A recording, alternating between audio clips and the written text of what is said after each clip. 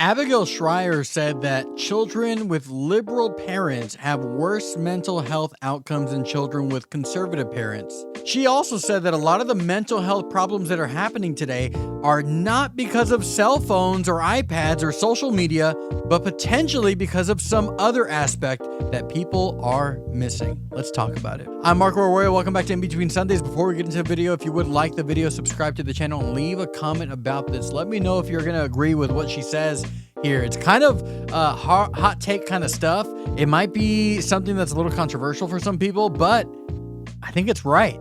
Important research to show that has, extracting kids from their social world is bad.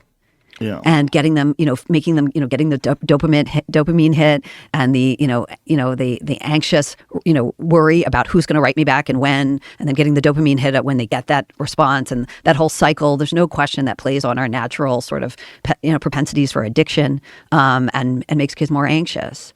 But I think it's part of what we're seeing. I don't think it's the whole story. And the reason I don't think it's the whole story is a few things.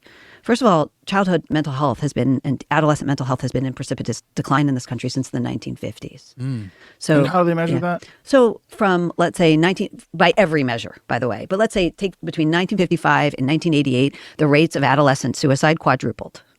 So that's just one measure, but there are many. I mean, we've seen it from non-suicidal self-harm, suicidal self-harm. All of these rates have gone up for adolescents. Wait, what did she just say? Between 1955 and 1988, the rates of adolescent suicide quadrupled. From 55 to 88, the rates of adolescent suicide quadrupled. So that's just one measure, but there are many. I mean, we've seen it from non-suicidal self-harm, suicidal self-harm. All of these rates have gone up for adolescents. But they've been in decline for mental health in this, of teens has been in decline for years. There's also some other statistics or some other reasons I don't think phones explain the whole story. One of them is that in 2016, the CDC came out with a report, and they said that 1 in 6 kids between the ages of 2 and 8, these aren't kids with smartphones, between the ages of 2 and 8, 1 in 6 kids had a mental health or behavioral diagnosis. That's a lot of kids. 1 in 6? That's a lot of kids with a mental health diagnosis, right? Do you think that it factors parents with mental health issues? And there's, I think, more adults are anxious.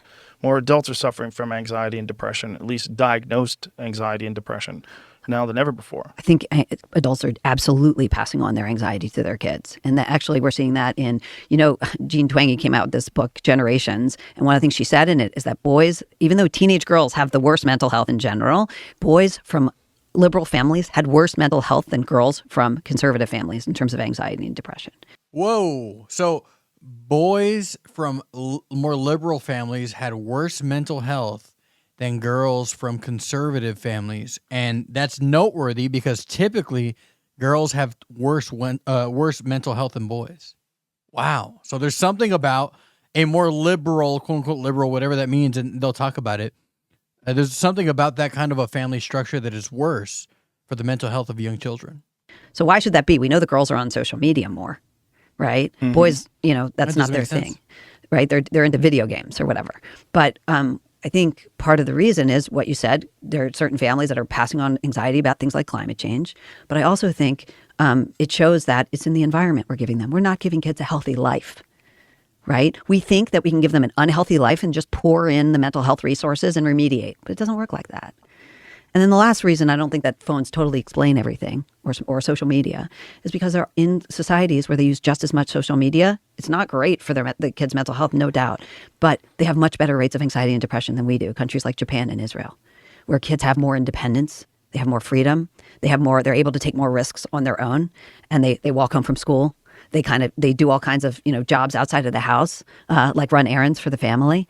And they get a feeling of, first of all, short-term joy and long-term satisfaction from being able to take risks, see what they can handle, but also a feeling of efficacy in the world. Wow. So that it's easy sometimes. The low-hanging fruit often is it's the phone. It's got to be the phone. It's got to be the iPad. It's got to be the phones. And that for sure is the cause of a lot of problems. There's lots of books written about that, lots of studies about that.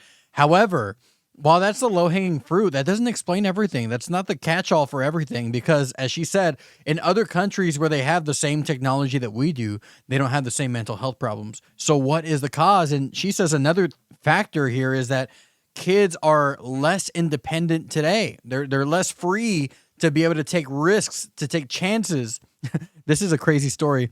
I won't say who it is, but I know a family, and don't know this when they hear this. I know a family that the dad sent, a father sent one of his sons to the corner store to buy like some food, a little, like one item from the corner store years ago, like 20, 30 years ago. He sent his son to the corner store when he was about 4, 5 years old by himself. He said, go to the corner store, go buy a pack of tortillas, and here's some money, bring it back. And he sent him to the store alone when he was 4 or 5 years old. Now, that probably sounds like an absolutely horrible thing to you.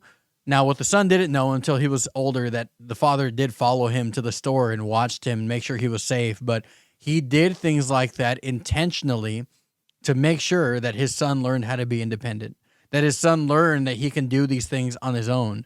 I know situations where the idea of someone's child walking anywhere, and I get it, the world is dangerous, but even places where a child might be safe, like, just, again, kids just aren't allowed to be as independent, to take as much risks today. And as a parent, I'm sympathetic to not wanting your kids to do that. I'm definitely sympathetic to that, but it's clear that it's reaping some bad consequences on many kids. So that's an interesting statistic that you were saying that. So conservative families have less depressed kids. Is that what you're saying?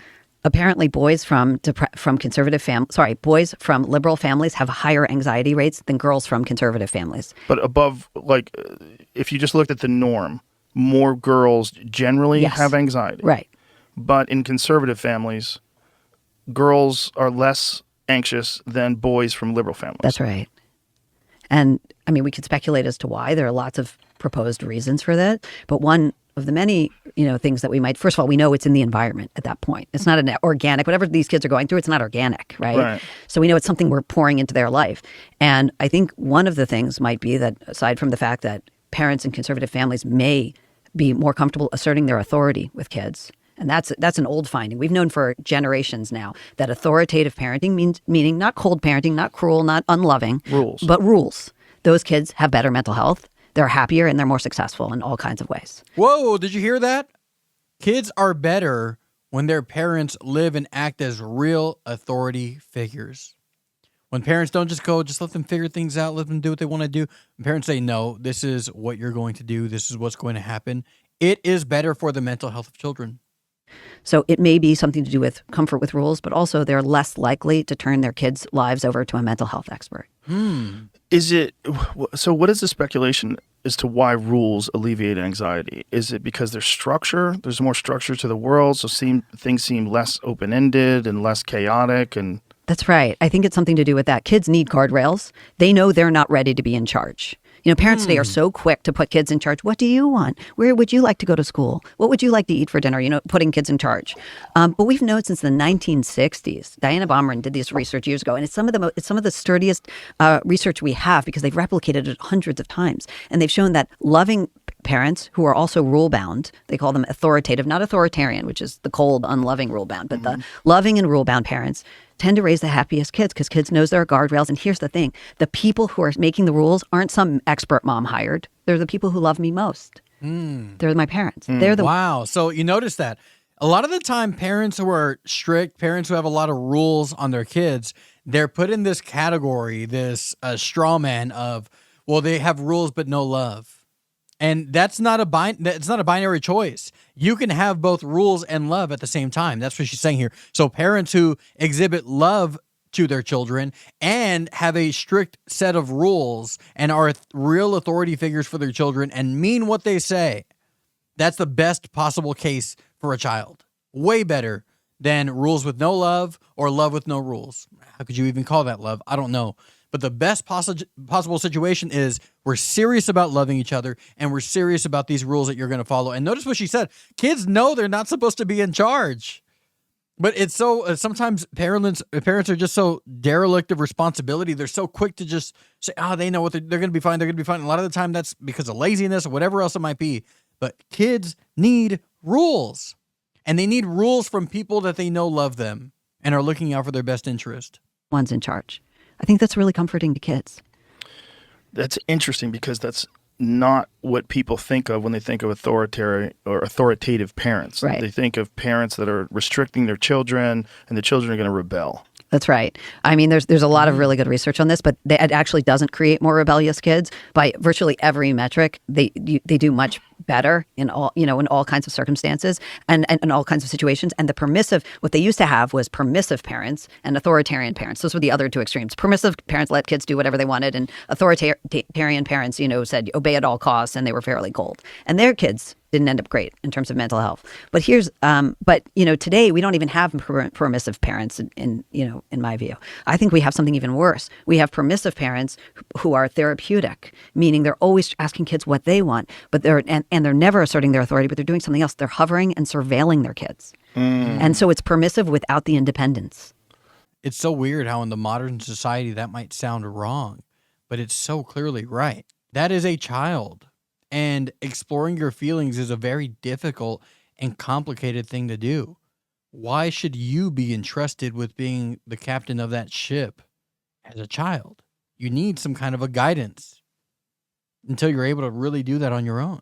That's a weird one, right? Like the snap maps and stuff, Yeah. where you're following your kids Right. around Snapchat. They're surveilling them. These kids have no independence. They have no space from mom or dad, and it's not doing them any good. Why do you think it is that things have moved in this general direction? Like, why do you think it is that more parents are seeking psychotherapy for their children and that it's having this negative effect?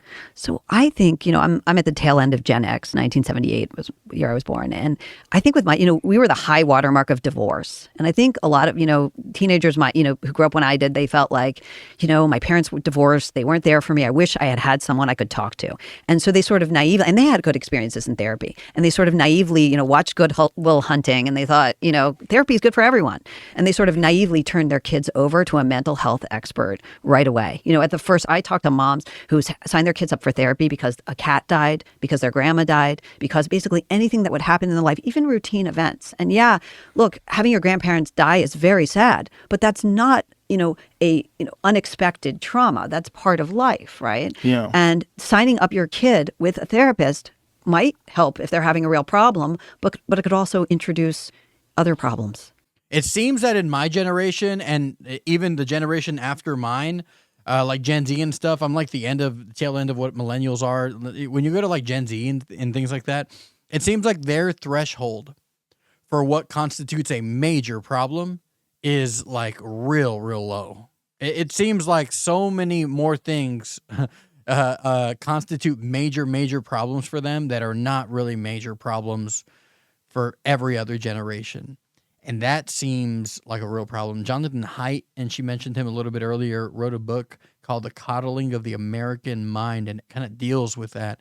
There seems to be a very real problem with all of that stuff. But with the parenting, it begs the question, is there a way to teach your children independence safely? Because you heard Joe Rogan kind of criticize that parents kind of track their kids' locations and things like that. And I'll say this from the outset, I'm going to track my kids' location, dude. I'm gonna if they're gone, right? If they're in their teenage years and they're going somewhere like with church or something like that, I'm tracking them. If I'm not there, I'm tracking them. It's an unsafe world. It's an unsafe world. But so then it brings out the question: then is there no way to teach your kids independence? I think there most certainly is ways to teach your kids independence. Is there a way to teach independence safely? That should be the very important question here. But whether or not you teach your kids independence, that should be a non-negotiable thing. They need to learn how to live on their own. And so in order to do that, you have to teach your children that they won't need you forever, or they shouldn't need you forever. Maybe, again, your emotional impact on them is so powerful and important. Again, that's one thing, but they shouldn't need you forever. And you should teach them to be able to live without you. I think anything less than that is just doing a disservice to them, because they're going to live without you regardless. So why wouldn't you get them ready? I don't know. Let me know what you think. Like the video, subscribe to the channel, comment your thoughts. What's your opinion on all of this? Am I wrong about this? Is Abigail Shrier crackpot on all this? Does she have it wrong as well? Very curious to hear what you think. I love you. God bless you. Talk to you soon. Goodbye.